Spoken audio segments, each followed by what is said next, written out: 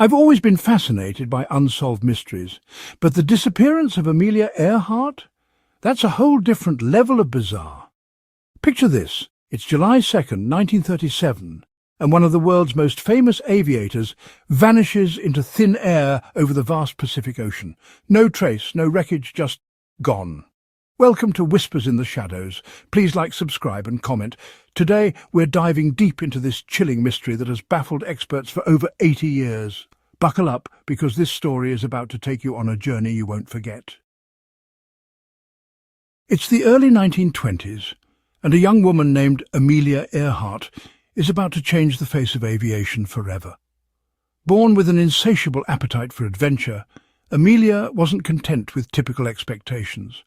At just 23, she took her first flying lesson. In 1932, she became the first woman to fly solo across the Atlantic. She wasn't just a pilot, she was a celebrity, a role model, and a symbol of what women could achieve. 1. Amelia, now 39, has one last record to break, flying around the world at the equator. Attempting to circle the globe when GPS didn't exist, that takes serious guts.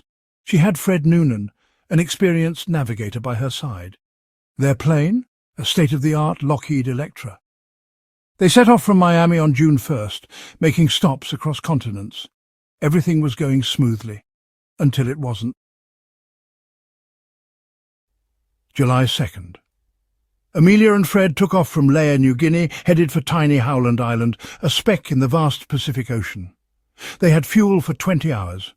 The last radio transmission came at 8:43 a.m. She reported they were running low on fuel and couldn't see their destination. And then, silence. No more transmissions, no distress signals. They had simply vanished into thin air.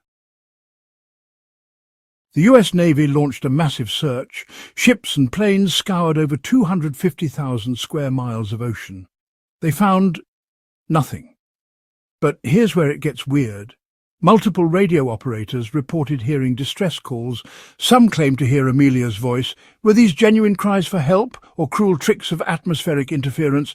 To this day, no one knows.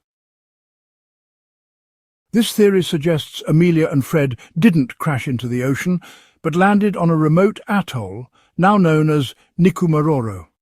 In 1940, a British officer found a partial skeleton along with a sextant box similar to Noonan's. Signs of survival, fire remnants, bones, even a woman's shoe, but the bones disappeared before analysis. Convenient? Another theory: Amelia and Fred were captured by the Japanese.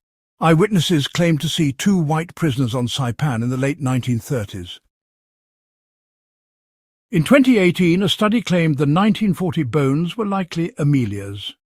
Using modern forensics, measurements matched her build. But without actual bones. Tigger has searched for years, finding tantalizing clues. Aircraft debris, freckle cream, metal chunks, but so far no smoking gun, just smoking. Modern technology should have solved this.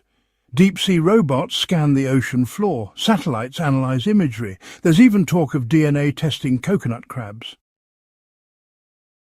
After 80 years, countless theories and millions spent on searches, we're no closer to knowing what happened to Amelia Earhart and Fred Noonan.